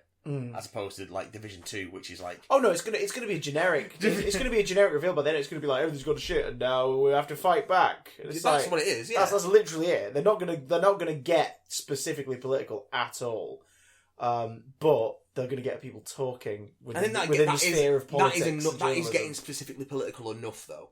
Oh yeah, oh yeah. But the content of the game is gonna be generic dystopia stuff. Generic softcore early dystopia. I guess. Hey, did you see Children of Men? The safe word is Boris. Yeah, it looks interesting. Dodgy British accents, though. Right. Clearly did not get all British accents. I'm going to watch the trailer then, because I was sold until you mentioned that, and that is one of my biggest turn-offs in any media. Oh, you will go limp very quickly. Oh, God. New adventure game called Gods and Monsters. Looks like Breath of the Wild, and it's Breath of the Wild with Greek mythology. Yeah. And it's very sort of old school cartoony graphic, and it's very pretty looking. It's got a really epic shot of a griffin at the end of the trail looking terrifying. And... Yo, Breath of the Wild is fucking dope. Yeah, so this is Breath of the Wild, cutesy Breath of the Wild, using like the Assassin's Creed Odyssey engine. Yeah. To create a big world. Yep, sign me the fuck up, sailor. Ubisoft are launching their own game subscription Oh. service. Oh. €15 a month gets you access to a library on over 100 Ubisoft games. It launches on September 3rd. It's basically EA access, but Ubisoft. Death by 1,000 cuts, ladies and gentlemen. Yes. It launches September 3rd, presumably on PC only, and then it's going to be available on Google Stadia as well when that launches. They also announced for Assassin's Creed Odyssey. We're getting there. Yeah. I'm getting there. No, go on. I remember because we talked about open world. Sorry, go on. Yeah. Roller Champions PvP roller derby game. Because why not? Rainbow Six Quarantine, 3-player tactical PvE co-op. Sure. Sure, why not? Don't know if it's zombies or not. Probably. Zombies. Fucking zombies. Just Dance 2019. It's coming out on everything. And the Wii. Yeah. Just Dance 2020, sorry. Yeah, it's the new title, and I guess to celebrate the legacy of 10th it, anniversary. they're bringing it out on the Wii. 10th anniversary is the original song. Which is fine, and like, I maybe I just think it's fine, because I say that in a room with a Wii that is hooked up to the fucking television. Also, so... I've got a Wii U, so you can play on that. Can you play on the Wii U? Yeah. Oh, right. Because I know there were loads of jokes at the time of, like, Wii U putting its hand up going, excuse me. But I guess it means, not a non-specific the Wii U release. The Wii U is fully backwards compatible with the Wii. Beautiful. And the GameCube? No, but if you can do some magic trickery like I can, you can get GameCube stuff running on there. You beauty! I know. Yeah. Just Dance. Gonna be okay. Tom... Doo-doo. More Tom Clancy stuff. Tom Clancy's Elite Squad. Oh! Who cares? Shooty. The Division 2 is The Division 2. It's getting a first major update. They're giving you like a free week, so you can try it out for free for a week. Oh, that's cool. Sure. In a world of little to no demos anymore, that's quite cool that they're actually doing that. Yes. They're also talking about there being a Division movie. It's going to be co-produced with Netflix, and David Leitch is directing. Sure, whatevs. Assassin's Creed Odyssey. Yeah, because no new Assassin's Creed title announcement. But even though they opened the press conference with the Assassin's Creed Symphony performance from the new concert tour that they're doing an Assassin's Creed concert tour. I mean, to be fair, the music of that series is pretty damn gorgeous. Yeah, but I don't remember any of it. Yeah. It's well, if it introduces a bunch of gamers who've never gone to a classical concert before to classical concerts, great. Like, fair enough. I'm all for that. That's why I love the Doctor Who Symphonic Spectacular and things like that. They were just there to introduce families. Yeah, but that music's actually pretty good, though. Yeah, but just the idea of it luring people in. To be like, hey, do you like this? Great. Now go watch more classical music concerts. Go listen to more classical music. Go learn an instrument. You unconscious swines. Yes. Assassin's Creed Odyssey is getting the story creator, quest builder. Yeah, which is fair enough. Like that's and is that free or paid DLC? I think it's free. It's an open beta at the moment, so okay. So you can go and try it out. So like parts of GTA Online where you have like boot up your PS4 you have like director mode where you can put stuff in. Well, apparently you got dialogue and branching pathways and all stuff like that and share them, so it's got something. Discovery Tour is also it's the same as they did for Assassin's Creed Origins, where you just wander around Greece and learn about history. Which is pretty cool. I think that's good. Yeah. Well, interesting. Making something of the game. Assassin's Creed. Rainbow Six Siege is getting a new season. Operation Phantom Sight. If you play Rainbow Six Siege, this is good news. If you don't, like me, sure. For Honor, again, if you play For Honor, there's some more stuff coming to that. I don't play For Honor, sure. Adventure Time. Come on, tell your friends. Adventure Time is characters that are coming to Brawlhalla. Yep, which is Smash Brothers, basically. Cats in Smash Brothers, I guess. Looks good. Finn sounds weird now because he's grown up. Yeah, it is odd. Rob McElhenney. It's also weird because they finished the show last year, so it seems really strange that there's something going, and now more Adventure Time things. The brand is strong. Rob McElhenney from It's Always Sunny in Philadelphia is showing up because he worked with Ubisoft on his upcoming TV show for Apple TV Plus, called Mythic Quest Raven's Banquet, which is about the dev team for the world's biggest MMO getting ready to launch their first expansion. Okay. It looks like it could be a decent sitcom. Like, I like Rob McElhenney, so whatever. But whatever. Weird thing to be at an E3 conference. And then John Bernthal brought his dog out on stage. Of course he did. He talks about Ghost Recon Breakpoint. It's a Ghost Recon game. He's playing the bad guy in it. They're rogue soldiers. Yeah, okay, fine. Sure, whatever. And finally, Nintendo. My tablet's on 10% battery. Do you need a leady charge? I'll be fine. Lead charge? I'm Sure. going to get through this real quick. Breath of the Wild Is it sequel. micro USB? Just let me get through it, and we'll get Okay. through it. Legend of Zelda Breath of the Wild is a sequel, is in development. So Cool. Link and Zelda are exploring a dungeon together, so you might be able to play as Zelda. Who knows? Hey. Smash Ultimate DLC, Banjo-Kazooie, Cool. and the Dragon's Quest hero. Is... So the hero from various Dragon Quest games, but one character. I didn't show you the Banjo-Kazooie footage, did I? The footage of the room when the announcement was made. Like the trailer was played and stuff. It was one of the smaller conference rooms. No, but you said that you resented people being happy. No, I said I'm so happy people are happy, but it's really weird to see. It's a really feral reaction. People really like Banjo-Kazooie. The reaction I got was that of a village in medieval England that had been under attack from a troll for a decade, that was starving because the troll was eating all the local wildlife and destroying plant life with its very touch, and a hero had emerged and spent several years honing his skills so that he could defeat said troll on the eve of the greatest famine-related death the village had ever seen, and he had just rocked up on the hillside and wrenched the troll's head from his satchel and showed it to the village. That was the reaction in that room. Not, yeah, that's so cool! It was, our children will now prosper. We cannot wait to taste the deer meats that our grandparents told us were delicious. You know about the power of nostalgia. Yeah. So don't turn around to me and say that was an overreaction, when if we were 3 or 4 years older, we would probably be having that same reaction about Banjo-Kazooie. Yeah. That's how important that game was to a certain generation of people. Yeah. That we missed out on, by, I say, 3 or 4 years. Yeah, maybe. I don't know. No, not maybe. It is. Yeah. That's why people are having that reaction. I'm happy for them. Yeah? Well, stop shitting on them for it. I'm happy for them, but I will be in the other room. It's just Smash DLC. People can get excited about Smash DLC.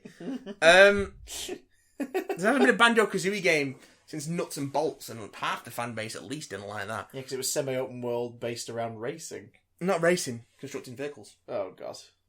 7% battery, Chris. Shut the fuck up. That was a live interview with Gruntilda. She was letting everyone know she's disappointed to not be in Smash. Animal Crossing New Horizons for Switch has been delayed to 20th of March 2020. But it's happening. It's Animal Crossing. Link's Awakening Remake on Switch comes out on September 20th. Kawaii! Also has a dungeon builder. Legend of Zelda Cadence of Hyrule is coming out this week. It's Crypt of the Necrodancer meets Zelda. Luigi's Mansion 3 is coming out later this year. The horrific new superpower where you can use the goo in your tank to temporarily take his consciousness and wander around. Gooigi, actually. That's weird. Why is the Mario universe so creepy? Daemon X Machina, 30th September 2019. Don't know what that is. No More Heroes 3. That's coming out in 2020. Mm-hmm. Pokemon Sword and Shield. We'll talk about more of that in a sec. It does look beautiful, though. Trials of Mana, never been released in English before. That's coming out. Dragon Quest 11 Definitive Edition, 27th September. Witcher 3 is coming to Switch. Cool. Resident Evil 5 and 6 coming to Switch. Oh, sorry, Switch. Contra, Rogue Core is coming to Switch. Panzer Dragoon Remake is coming to Switch. Everything's coming to Switch, basically. God. Including the Switch exclusive Marvel Ultimate Alliance 3. Marvel Ultimate Alliance 3 is coming out on July 19th. Which is so weird. It's so far removed from the previous two in terms of tablet's timing. Just died and it's all your fault. I offered a cable. It's so far removed from the others. It also, is it Activision? No, it's Can't Nintendo. be. It's Nintendo. Right, so how the fuck is it Ultimate Alliance 3? Because that's the brand that people know. Oh, okay. So strange. Ultimate Alliance, which you can now not get anymore. Nope. In any way, unless you buy the physical copies, folks, for the PS3 versions. But why would you want that version? Because Ultimate Alliance 2 is a really good game. It's great couch co-op. Oh, I thought you were just talking about the first one. Yeah. Yeah. Yeah, it's Ultimate Alliance 2. The first one has not aged well. Oh, no. Oh, no. Which is why I'd never wish anyone to buy it as a remaster. And if you're going to get the first one and you should get the gold edition for Xbox 360 because that's got the extra characters in it. True. Ghost Rider's in that. I think Ghost Rider's in it regardless. No, I'm pretty sure he's DLC. I don't think he is. The DLC characters for the 360 were... Carnage was one of them. No, Venom was one of them. Oh, I'm thinking of the second one. I'm thinking of number 2. Sorry. No. Doctor Doom... Because I was going to say, because Magneto was like DLC for one of them. And, Doctor Doom, Magneto... It was a villains pack, which was Doctor Doom, Magneto, Venom, and... Some cunt. Some other cunt. And the hero pack... The hero pack was Cyclops, Nightcrawler, Hulk, and Hawkeye. Yes. Oh, and you can play as Torna Bandicoot in Crash Team Racing Nitro Field. Pokemon... Because they've made that model, so they want to use it. Pokemon Sword and Shield. Yes. Coming out. Teach me of your ways, you dirt. It's coming out in November. Yeah, for... Switch. Yeah. You can Dino Max your Pokemon. What? So they can get... Fuck? You know raids in Pokemon Go? Yes. They're in Sword and Shield now. Oh.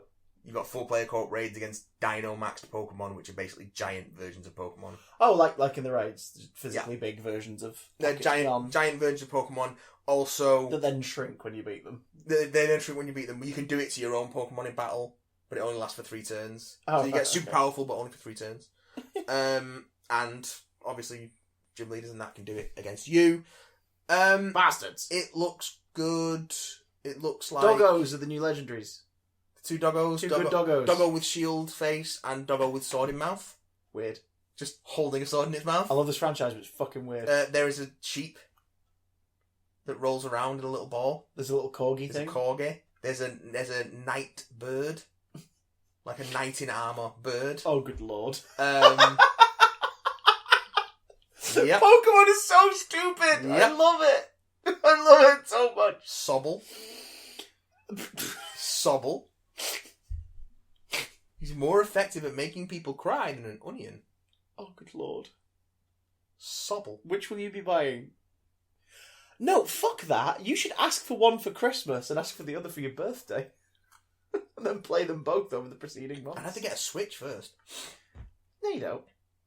Just look at them. Just look at the cases. I'm playing it. Hold them. Hold them tightly. Hold me. Sobble. Never let me go. You know when they did that announcement of all the new Pokemon mobile apps and stuff? Yeah. And they had Pokemon Home, which is going to be like, you can take... It'd be a hub. So you can switch them all between the games, yeah. But yeah, it should have been called Poker Computer. No, it's a terrible name. This is why you're not in charge of branding. Yeah. That's a terrible name. What was the computer called? PC. Poker PC. Pokemon PC. That's 4 terrible names. You just throw at me. Stop with the naming things. Oh, God. You can't do it. Diddling ding ding. No. Okay. Sobble. Sobble Vision. So you can't... you can't...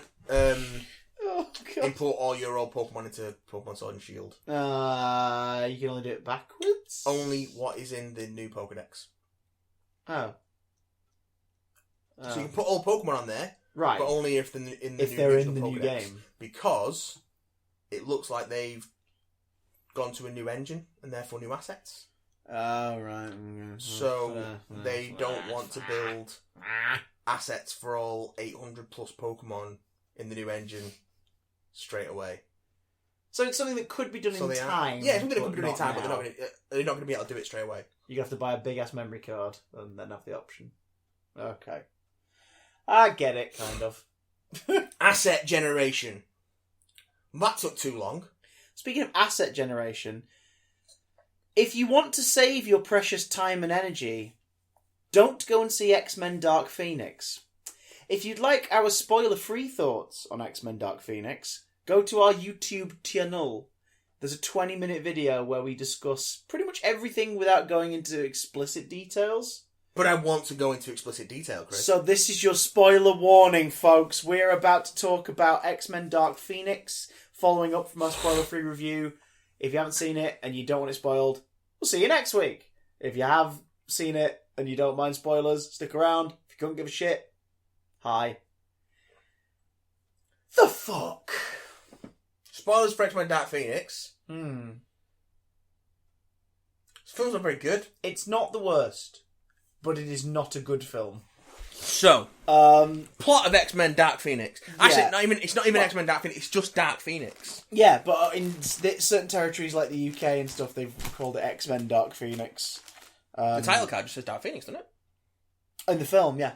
But the release and the certificate for the film and everything was X-Men Dark Phoenix, and all the posters were X-Men Dark Phoenix.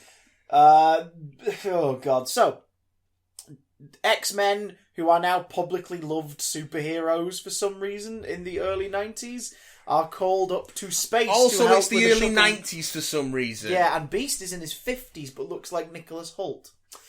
So they're called to space to help with a shuttle that's stuck in a solar flare. Whilst up there, Jean absorbs the solar flare and suddenly begins to exhibit heightened ability. She's no longer merely well, they don't establish Jean's power set in this at all to remind the audience what she can do.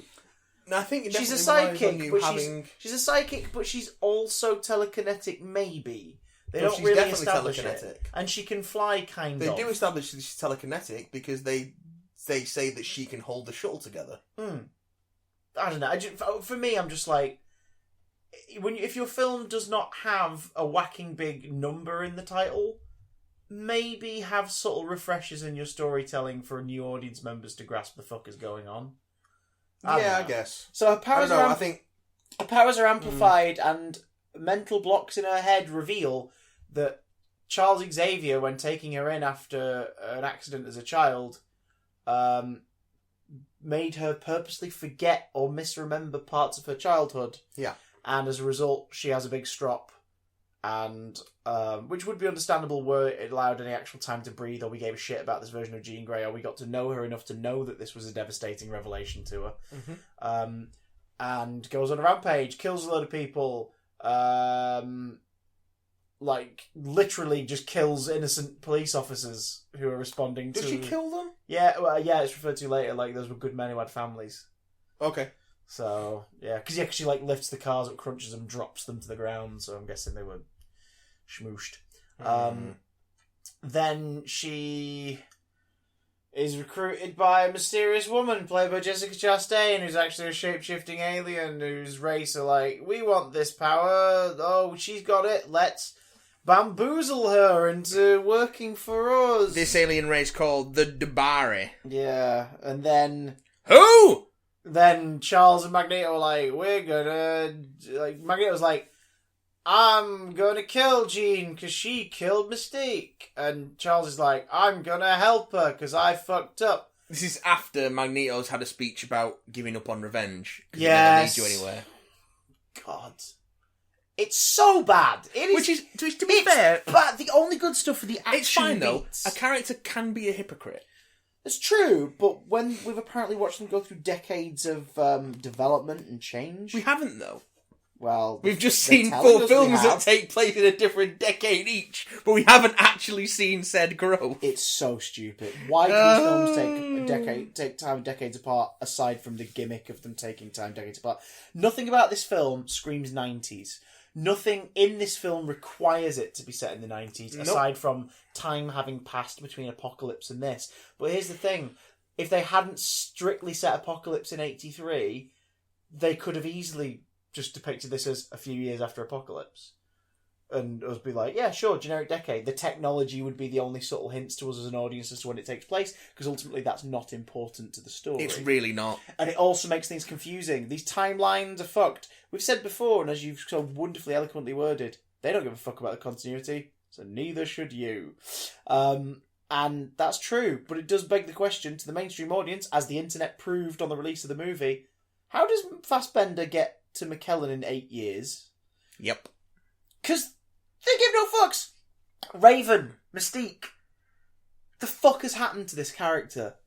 She's a really cool, compelling, creepy, and fucking sexy because of the portrayal and everything, villain in the originals, who she's so visually intriguing, and Rebecca Romijn's performance is brilliant. You're like, you are fucking cool. Yeah. You're a cool bad guy. She's the only one who gets sort of an actual kind of, emotional beat in the third one, where you go, oh shit, everything she believed in and Eric's left her behind because she's not a mutant anymore. Of course she betrays him to the government. Of course she does. There's those suggestions throughout X-Men and X2 that they are not, romantically inclined, but they've definitely been or are currently still lovers. Mm-hmm. They imply that in X-Men and X2. So, it's cool, bit of drama beat, great. Then we're introduced to a different version of Raven in First Class. We get to meet her as a younger character, and see the conflict. And at the end of that movie, she's exactly where we expect her to be. She has reasons for being ashamed of the way Charles does things, the way they've lived, and she sides with Magneto. Every one of the 3 films since has her separate from everybody, doing her own thing and being a hero, because it's Jennifer Lawrence. We don't want her to be a bad guy. We want her on the poster. We want her top of the credits list, and she's a good guy, guys. Look, Mystique's a hero now. We love Jennifer Lawrence, right? You love Jennifer Lawrence, right? No! She clearly hates this role and has stepped back on the makeup and prosthetics process even more with every film she's been in. It's nuts. Mystique is a shapeshifter who's been previously depicted in this franchise as a chameleonic sort of nude blue figure who transforms to fit into whatever environment. Can you say chameleonic nude blue figure again? I didn't realise how much my kink it was. Chameleonic nude blue figure. Oh! And First Class does a great job of establishing why she fucking walks around basically naked. Does it? Yeah, because the whole idea is, this is you, why are you hiding this? You should not be ashamed of this. And then you look back at X-Men 1, 2 and 3, Mystique is only ever in disguise when she needs to be in disguise. Yeah. She's like, fuck it, this is me, this is what I look like. And it's not her going, look at my naked body. It's her going, yeah, this is me. This is what I look like. Look at my naked body. That's the song I'd say. But you know what I mean? It's always been, this is what I look like. This is what I look like and what I'm proud to look like. Mutant and proud, yeah? Yes. And then in every subsequent appearance of her in the prequel series, she's less blue, less naked, more clothed, and in this one, doesn't even use her abilities at any point, aside from randomly transforming back into Jennifer Lawrence when she's at home, where she doesn't have any reason to do that. This version of Mystique... so weird! This version of Mystique just prefers to look like Jennifer Lawrence. Yeah, because Jennifer Lawrence prefers to not sit in the makeup chair for longer than half an hour. It's like you said, they don't care about the continuity, so why should we? She doesn't give a fuck about this character or the film or the story or any continuity of her character's development, so why should we give a fuck about Mystique anymore? Well... We don't. So there we go. Which I don't know. This film's relying on you to care about Cyclops and Jean Grey and Storm and Nightcrawler because you are aware of them. But they're barely characters in this. But we've met them in the other films. Yeah, played by different actors where they actually were given time to be characters. Yeah. Nightcrawler's in one movie. He's not in it a lot, but you get to know him. You get to find him really fucking adorable. And he also gets one of the most frightening set pieces in these films. With the opening of X2. The opening of X2 is scary. Yeah, it's brilliant. And it establishes what he's capable of, and then we meet the puppy that he actually is. Yeah. And you get to know him. Cody Smith-McPhee, in these 2 movies, is just playing quirky German kid. He's playing the vaguely remembered recollections of somebody who saw X-Men Evolution for a couple of episodes when they were a kid. Yeah. That's what he's playing. And that's not to shit on him. Give him a good script, I'm sure he'd do great. But that's kind of all he's got to work with, really. Yeah, Storm. Same with Storm. Like, what is Storm in this? Oh, she's visually Storm. Okay, moving on. So there's that. Ty Sheridan is not a great Cyclops. Again, he's not given a lot to work with, but he also doesn't bring much to it. I mean... Sophie Turner is not a great Jean Grey. And similarly, like, she's not given much to do beyond cry, be upset, and shout. That's all she's really given to do. And it sucks because it's like, you're talented, but you're crap in this. And it's a mix of... I think it's a few things. I think it's a mix of her performance, sure. Like, she could do great, but I think she needed a better script and a better direction to do that. Yeah. And we needed to be more invested in Jean to give a shit. We've met this Jean once before in Apocalypse. Yeah. And she wasn't brilliant or fleshed out much there either. None of them were. None of them were. Like, this team was introduced in Apocalypse and none of them had any sort of character. And it continues to this day. Quicksilver. Oh, well, we're invested in him a bit because he brought us levity. Oh, he's gone. Yeah. Oh, he's gone. Okay, he's been knocked out of the fight. His power, we can't work out what to do with him in all the fight scenes, so we're just going to get rid of him. Mystique, the character you've told us all is the main character of this franchise because you want to work your bankable star to the front of the posters, is killed off in Act 1. Also, turns out Jennifer Lawrence wasn't the bankable star that we all thought she was. Oh god, yeah. They've downplayed her a lot in the marketing for this one. She's just sort of there in the posters. Yeah. It's really weird. It's like... Well, yeah, and she's basically in retirement at this point. Fassbender and McAvoy are once again the MVPs of this. But even then, they're not that interesting. Well, they get the closest to actually having character. But I don't know if that's because of this script or because we've spent the most time with them and they've always been invested as the films have gone on. A bit of both, probably. Like, I wonder if you'd never seen an X-Men movie and you watch this, if you'd come away going, those two are the best ones. I think you just come away going, that was shit. Hank can transform now. At will. Why? Why? I'm going to go on record. Don't think Nicholas Hoult is very good in this. He's not. I don't know if I've seen him in enough other things to say I don't think Nicholas Hoult is very good. He's fine in First Class, but is impeded by the laughable design of Beast in that movie. Yeah. Because that's the only one where they go for the modern, like, cat-like face. Yeah. And he's just, all his fur's just sticking out of the suit, and it just looks hilarious. The Beast doesn't look good in any of these movies. He's not big enough. Yeah. The only time he's ever looked good is X3. And that was also the best casting for him, because it was, we need to do shorthand Beast. Let's cast Kelsey Grammer, who can play the version of Beast we all remember from the cartoons, basically. Yeah. Oh, stars and garters. Like, let's do it. This Beast is not that Beast. And the way he was lit in this and his siding with Magneto, you could tell that they were trying to do little visual homages to Dark Beast. They were trying to do, like, nods to him. But it just was like, why? Why? Why? Also, like, him and Raven, like, I wanted to avenge her death. I'm sorry. Were you guys not quite a couple for 30 plus years? Yes. The fuck? It's odd. It's really, really odd. And also Magneto cares about her, but he's obviously not seen her for 2 decades, near enough. Yeah. And, like, his reason to want to get revenge for her death is because they slept together once in the 60s? Is that it? I guess. Because she doesn't stay with him.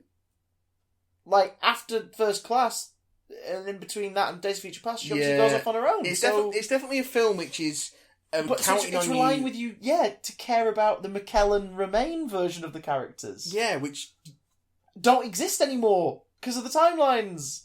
Oh, for God's sake. None of that stuff, like, you can't rely... Oh, it's so bad. You can't do what Endgame did and have all that stuff assumed. Yeah. Because, 1, you haven't been consistent with it in the movies leading up to this, and 2, those movies just haven't been as popular. Yeah. You earned that with Endgame because you had a decade of 2-3 movies a year with some or all of these characters being developed. Logan is the closest this franchise has had to that. Yeah. Because people fondly, regardless of whether they watched any of them for years, people fondly remembered from at least the first X-Men, Patrick Stewart's Xavier and Hugh Jackman as Wolverine. Yeah. And enough time has passed between the characters and in the real world between 2000's X-Men and 2017's Logan for people to have that nostalgia to go, oh shit, it's a story of them years later. I want to see that. Whereas these films have always been around, but the focus has been inconsistent. Yeah. The gimmicks have overtaken any actual progression of story. Because there's been no consistency or plan. Yeah. With any of the X-Men stuff. Like, none of it has any resonance. Yeah. There's no cultural attachment to any of the to anything past the broadest strokes of these characters, and even then, only like you say, the McKellen Magneto, the Stewart Xavier, and the Jackman Wolverine. Yeah, they're the things that people remember. Even though McAvoy and Fassbender have probably done it more than or as many times as Patrick Stewart and McKellen. Like, they've just had more screen time with those characters. But Magneto is only really a focus. The McKellen Magneto is only really a focus in the first and third X-Men. Yeah. And Patrick Stewart is only really a big part of the first and second. So, yeah, like Fassbender and McAvoy have, and again, it's not down to them that it doesn't work. They're great, but the characters are shit. They're absolute bullshit. And Magneto has the best and unfortunately like most accurate line in this. It says, "You're always sorry, Charles. There's always a speech, but nobody cares." It's like, yep, that is a great line of dialogue for that character, referencing that character in any medium featuring these characters. Yeah. But it's also depressingly true of the modern cinematic iteration of the X-Men. Yeah. Does it have a post-credits? No. Does it have a mid-credits? No. Does it tease a sequel? No, but it presents the possibilities of more stories. However, this isn't going to be continued. Thank fuck. Do I want the X-Men in the MCU anytime soon? Nope. No. Phase 5, please. Tease them in Phase 4. Introduce them in Phase 5. Give us rest. Give us a good 5 or 6 years before we see anything X-Men related again. And when it comes back, fucking blue, yellow, Hogwarts for superheroes, MLK and Malcolm X inspired kind of approach to the Xavier-Lensher divide between like the mutant thing. We're in a world where superheroes have already existed, so you set this a little further back. Just a little further back. And you keep it separate from the main MCU as a whole, but your adult characters have the scope to cross over. This is what I was going to say to you the other day, and I wish you said save it for the pod, so I'll say it before I forget. Okay. That's where I think you go with it. Yeah. And you make your students Bobby Drake, Jean Grey, Scott Summers, and Warren Worthington. Yep. They're your students. Yep. Beast should be in there still, but he's a tutor. Yep. Beast a teacher. Storm's there. She's a teacher and possibly the political representative for the mutant community within government. So have Storm be what Beast was in Last Stand. Yeah. Because Storm has seen, like, you can have her backstory, you can fill in. Storm has freaking been in Egypt, she's been in Africa, she's like, you know, she's been semi-worshipped by smaller communities, she has seen, like, people struggling around the world, mutant or not, so she's the best person to represent that in a place where change can happen, and over time she's going to eventually introduce the Xavier Institute to the world. Yeah. It also means that if she's involved in government, at some point, she's going to cross paths with T'Challa. That's all I'm saying. If you're a comic fan, you know. So Didn't end well, though. Didn't end well, but I'm not saying the films do it full blown, but it wouldn't necessarily be a horrible thing to have them have at least one flirt scene together in a government like setting, like in the UN or something. Yeah. Do you know what I mean? I don't want T'Challa and Nakia to not be a thing, but I want at least one scene of T'Challa and Storm flirting, and I'll be happy. I'd go for that. That'd be pretty damn cool. So you have that going on. Xavier's the head of the mansion, and as is. You cast younger for Xavier and Lensher. You put them in their late 40s, early 50s. Yeah. You don't copy or transmute Magneto's World War II origin to, like, the First Gulf War or anything necessarily, but that's why I'm saying you go for the race angle, in terms of, like, the where you draw from. Yeah. Because those issues are still happening, and you can bring the mutant experience into the marginalized group's experience using more modern reference points in that way. you don't have to use World War II as like Magneto starts to hate Homo sapiens because of this. You know what I mean? You go full on race based, and you don't gimmick it. You're incredibly respectful, but like you make that allegory with real life. I was going to say Wolverine. No, not yet. And the first film should be the X-Kids, because the X-Men do covert missions. There's a small group of them, so like Beast, Storm, Xavier's a little more sort of hands-on.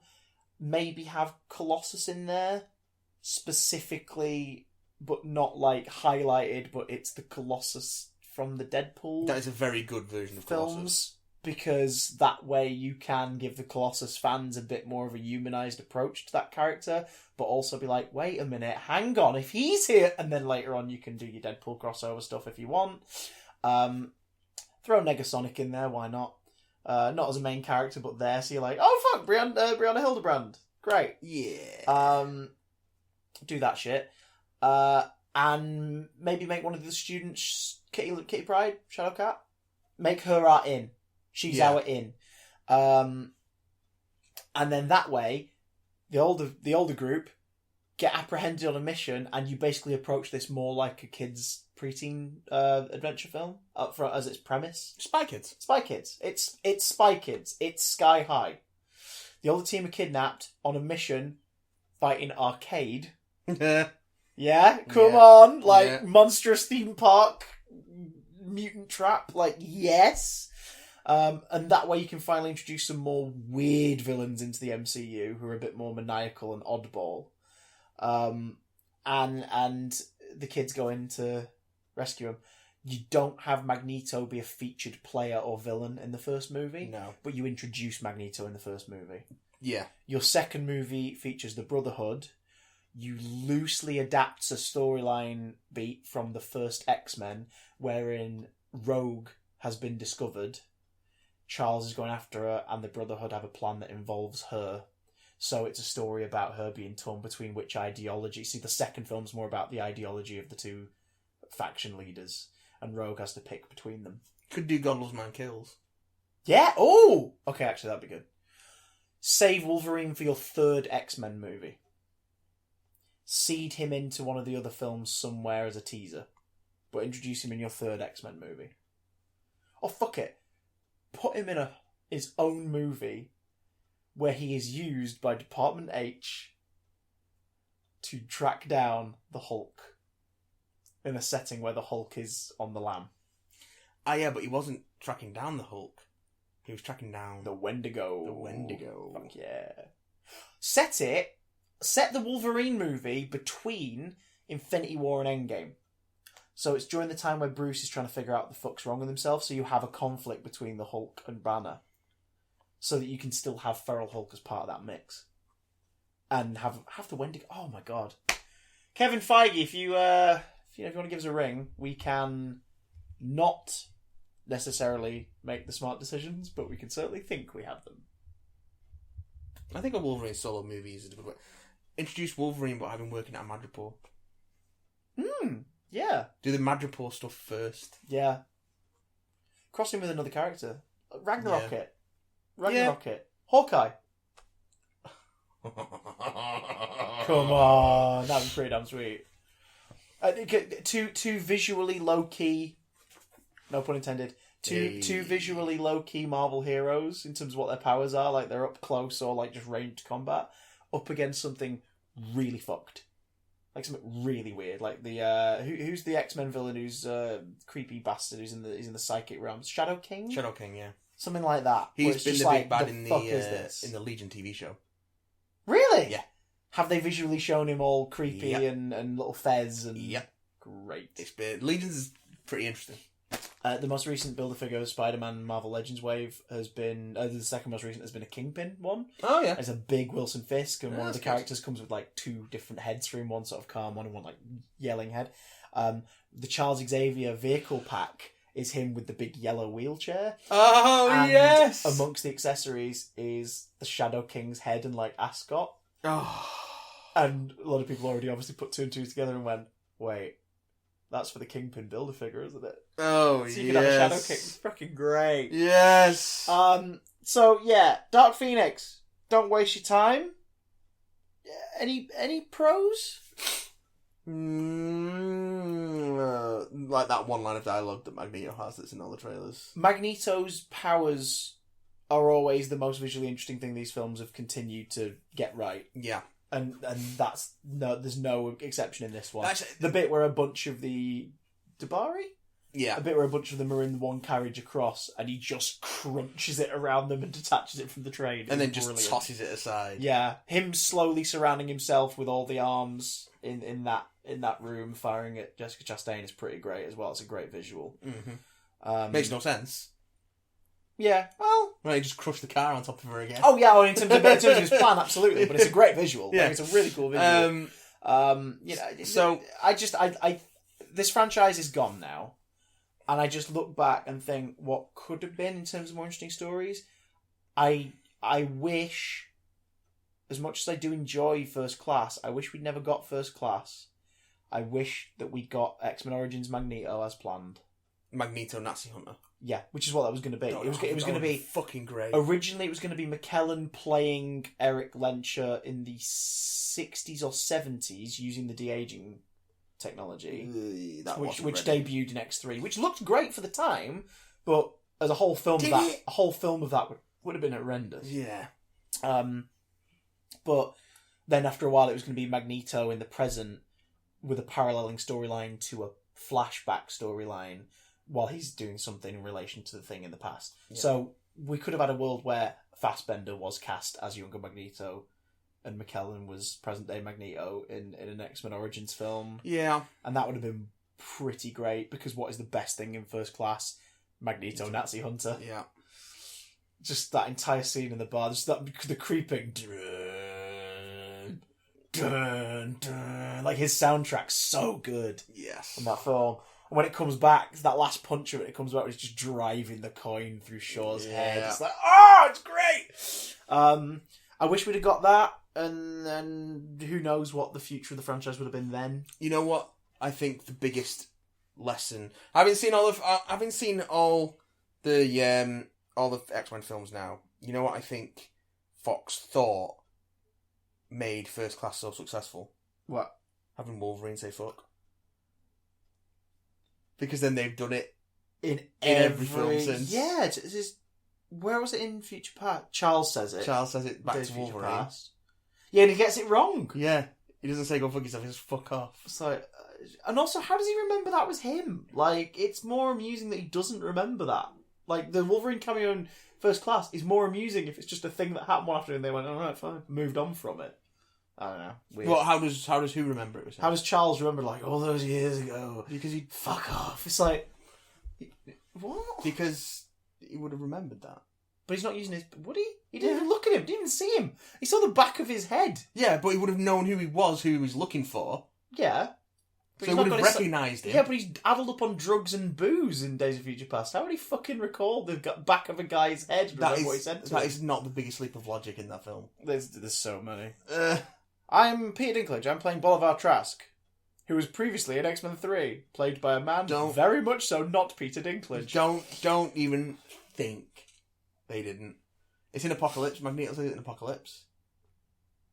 Does he? Yeah. What does he say? Yeah. I've not seen it since the cinema, and I don't care to. Apocalypse turns up and he's like, "Who the fuck are you?" Oh yeah. It's just out of nowhere. And then it's similarly out of nowhere in this, because Cyclops says it. I'll fucking kill you. It's like, and then no one reacts to it. Magneto just completely ignores him. Do you know what almost like... That was a reshoot?